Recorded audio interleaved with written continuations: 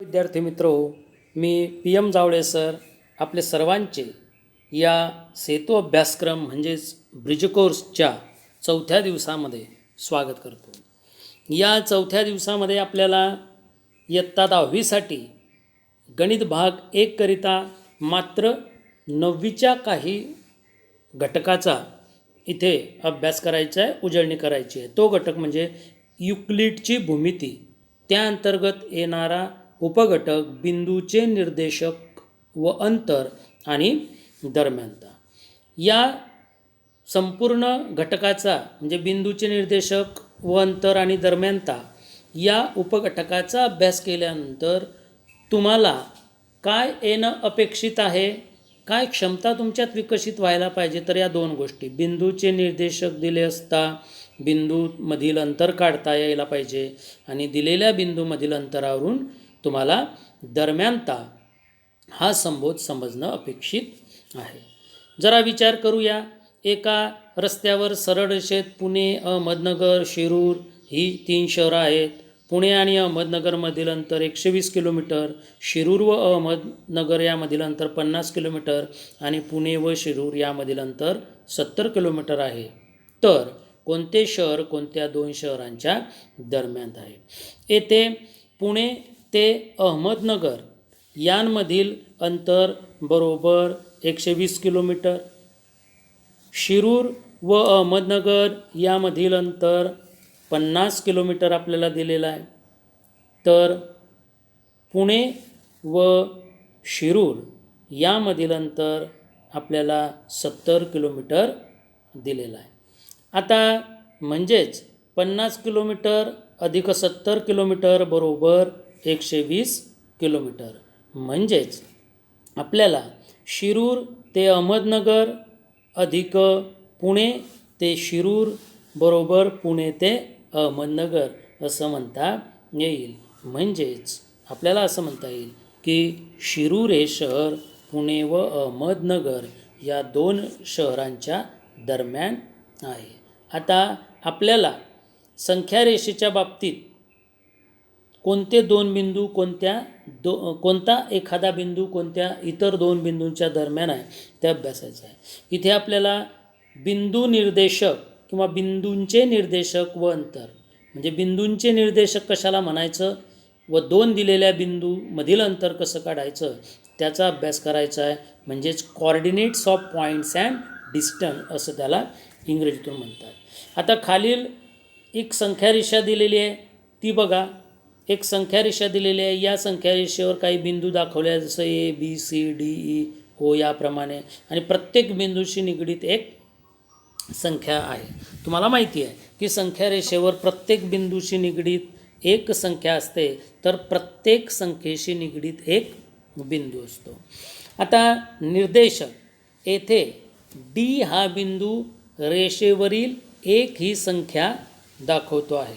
बिंदू D हा संख्यारेषेवर एक ही संख्या दाखवतो आहे. म्हणजेच एक ही संख्या बिंदू Dचा निर्देशक आहे. म्हणून एक ही संख्या बिंदू Dचा निर्देशक आहे असं म्हटलं जातं. जसे 3 ही संख्या Eचा निर्देशक आहे, ऋण 2 ही संख्या Cचा निर्देशक आहे.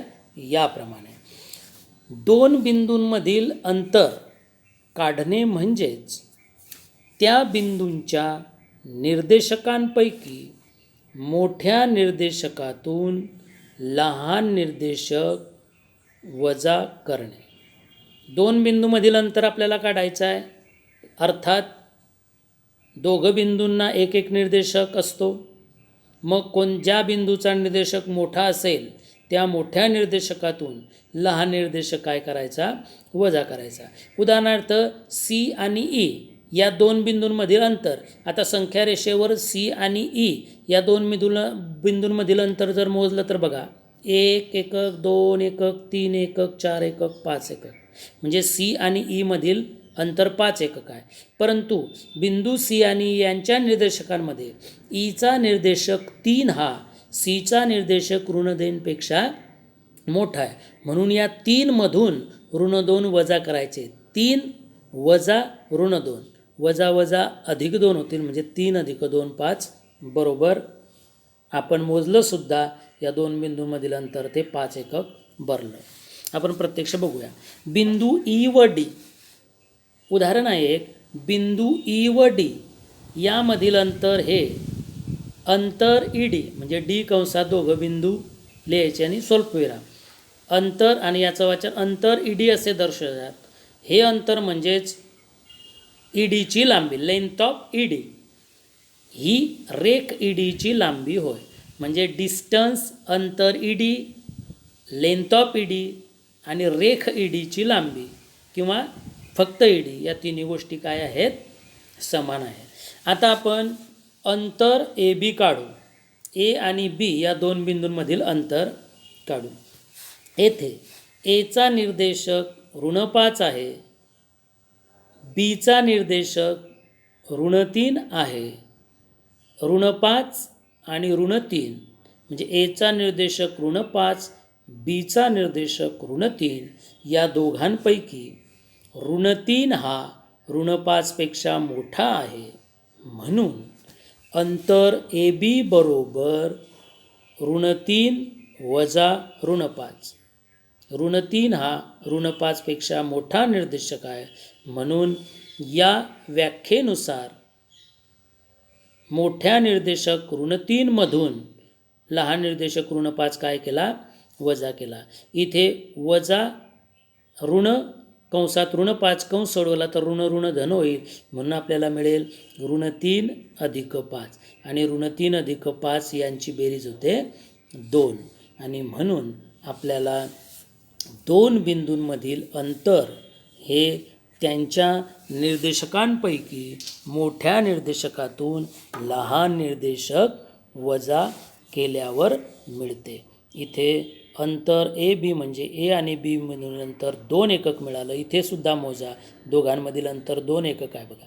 हे 1 एकक आणि हे 2 एकक, हे 2 एकक अंतर आहे.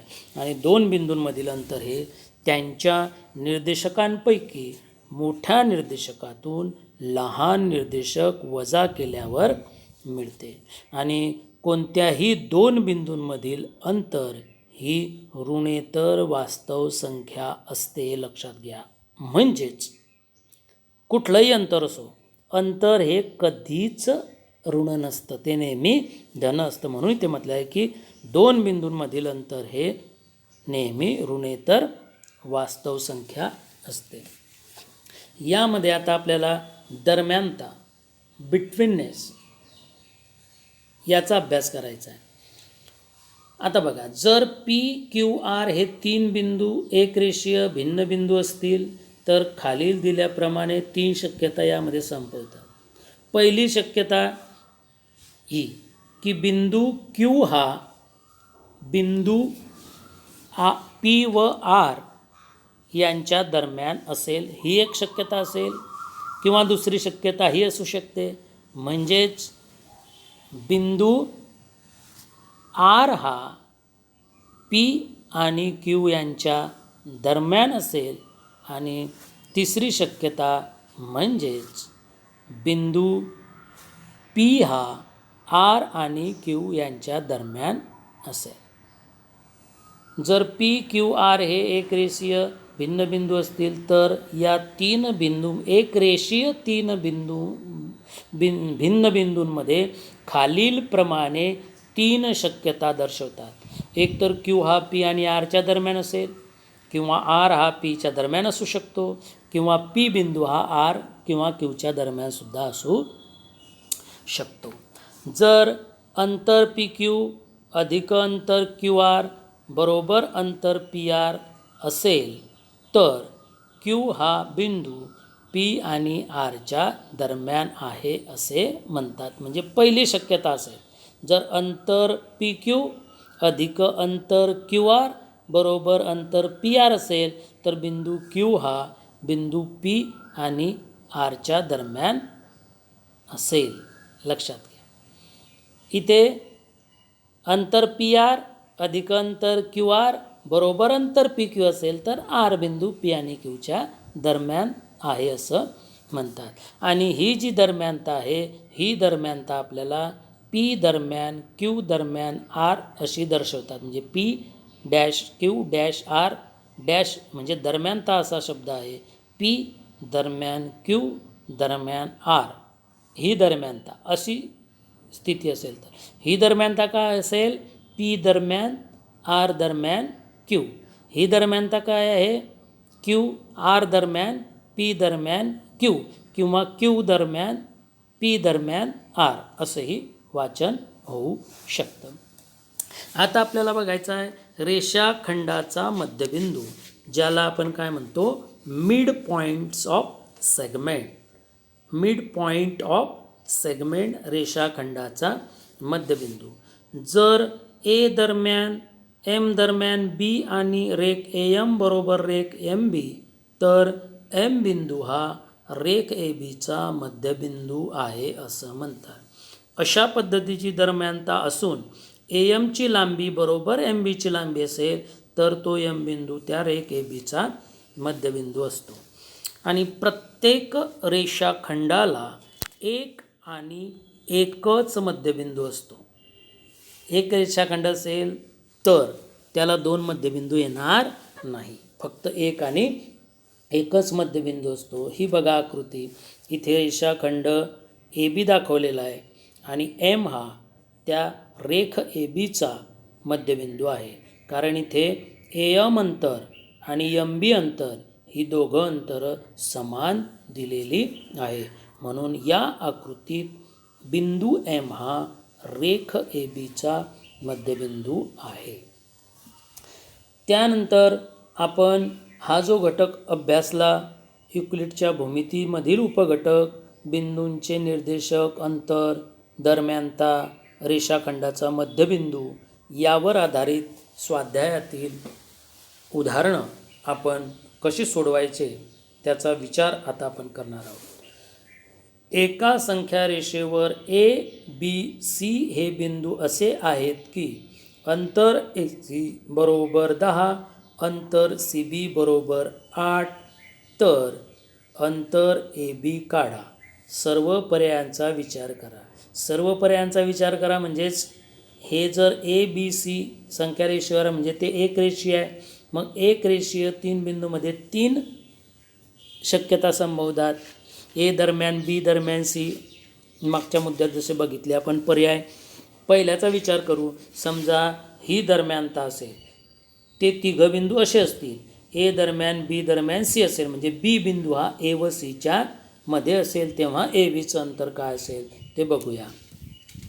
येते या प्रकारे. आता अंतर ए सी बरोबर किती आहे? 10. अंतर सी बी बरोबर आपल्याला किती दिलेलं आहे? 8. बरोबर. म्हणून अंतर आकृतीवरून अंतर ए बी अधिक अंतर बी सी बरोबर अंतर डी सी, ही जी दरम्यानता दिली असते या दरम्यानतेवरून सुद्धा हे सूत्र लिहिता येतं बघा. अंतर ए बी अधिक अंतर बी सी बरोबर अंतर ए सी, किंवा या आकृतीवरून सुद्धा लिहिता येतं. आपल्याला आता यापैकी दोन अंतर माहिती आहे. अंतर ए सी 10 आहे, अंतर बी सी किंवा सी बी 8 आहे. ती अंतर यात टाकू. म्हणून अंतर ए बी बरोबर 8 बरोबर 10, हे 8 धन आहेत, या बाजूला नेले ऋण होतील. म्हणून आपल्याला मिळेल अंतर ए बी बरोबर 10 वजा 8 बरोबर 2. जेव्हा ही शक्यता असेल तेव्हा ए बीचं अंतर 2 असेल.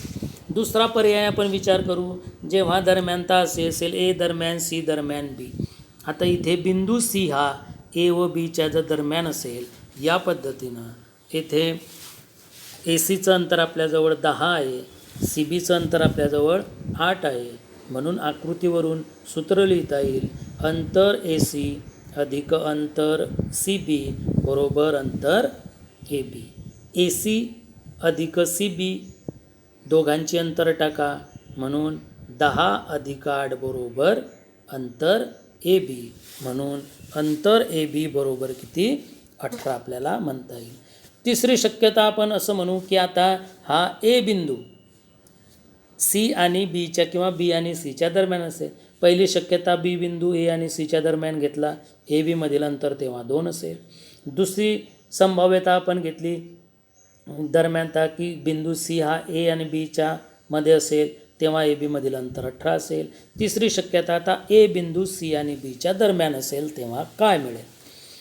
अंतर ए सी बरोबर 10 दिलं आहे, अंतर सी बी बरोबर 8 दिलं आहे. म्हणून लेंथ ऑफ ए सी ही लेंथ ऑफ बी सीपेक्षा मोठी आहे. बघा, अंतर ए सी 10 आहे, अंतर सी बी 8 आहे, अर्थात ए सी रेषाखंडाची लांबी ही बी सी रेषाखंडा लांबीपेक्षा मोठी आहे, कारण 10 हे 8पेक्षा मोठे आहे. परंतु हे शक्य नाही, कारण ए बिंदू सी आणि बीच्या दरम्यान इथे घेतलेल्या तिसऱ्या पर्यायात. असं जर मानलं तर हे जे ए सी अंतर आहे हे ए सी अंतर बी सी अंतरापेक्षा लहान असलं पाहिजे.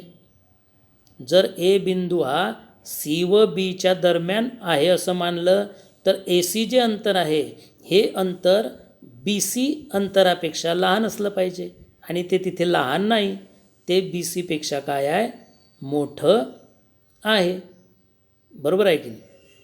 म्हणून सी दरम्यान ए दरम्यान बी किंवा बी दरम्यान ए दरम्यान सी ही दरम्यानता या उदाहरणासाठी शक्य नाही, आणि म्हणून अंतर ए बी बरोबर 2 किंवा 18 असं म्हणता येईल. इथे 18 पाहिजे, 8च्या ऐवजी 18 आहे.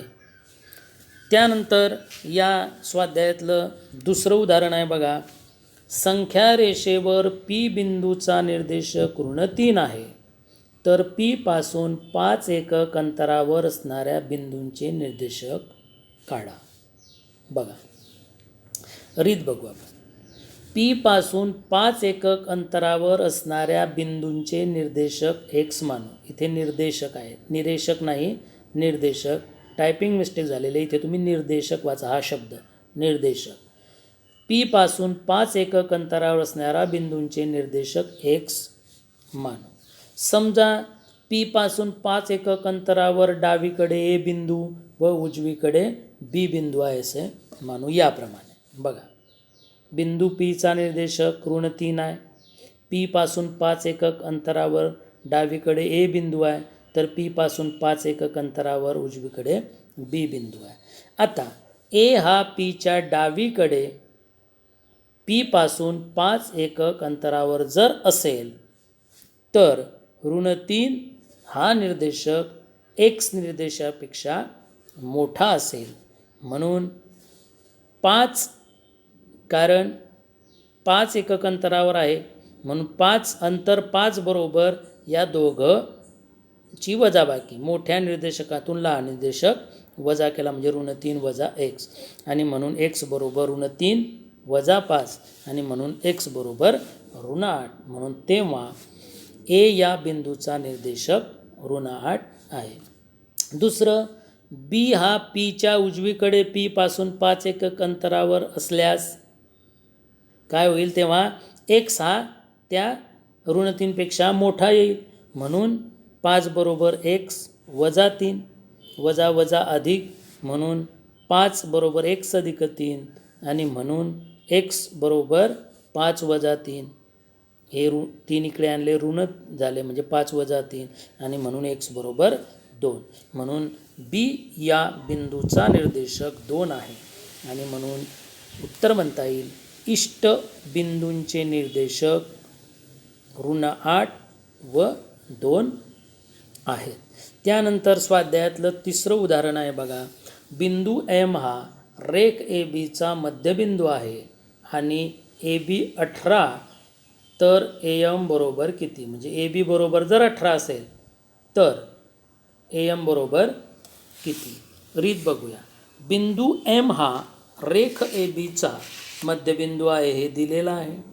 तो मध्यबिंदू असल्यामुळे दरम्यानता येईल ए दरम्यान एम दरम्यान बी, व ए एम बरोबर किती? एम बी म्हणता येईल. म्हणून ए एम बरोबर 1/2 ए बी. तो एम हा ए बीचा मध्यबिंदू असल्यामुळे ए एमची लांबी त्या संपूर्ण रेषाखंड ए बीच्या निम्मे आहे. ए बीची किंमत टाकली 1/2 गुणिले 18 आणि इथे ए बी बरोबर काय 18 टाकले म्हणून 18ची निमपट ए एम बरोबर किती 9 आपल्याला म्हणता येईल. विद्यार्थी मित्रो, या चौथ्या दिवसाच्या या सेतू अभ्यासक्रमातील अभ्यासक्रमाचा तुम्ही काळजीपूर्वक अभ्यास करा. अधिक अभ्यास करण्यासाठी खाली जी लिंक दिलेली आहे ती लिंकचा उपयोग करून यूट्यूबवरती त्याच्याशी संबंधित व्हिडिओ जो आहे त्याचा अभ्यास करा. तुम्हाला अभ्यासासाठी हार्दिक शुभेच्छा देतो. माझा व्हिडिओ तुम्हाला आवडला असेल तर माझ्या यूट्यूब चॅनलला लाईक करा, सबस्क्राईब करा, इतरांना शेअर करा. तोपर्यंत तुम्हाला मी शुभेच्छा देतो. धन्यवाद.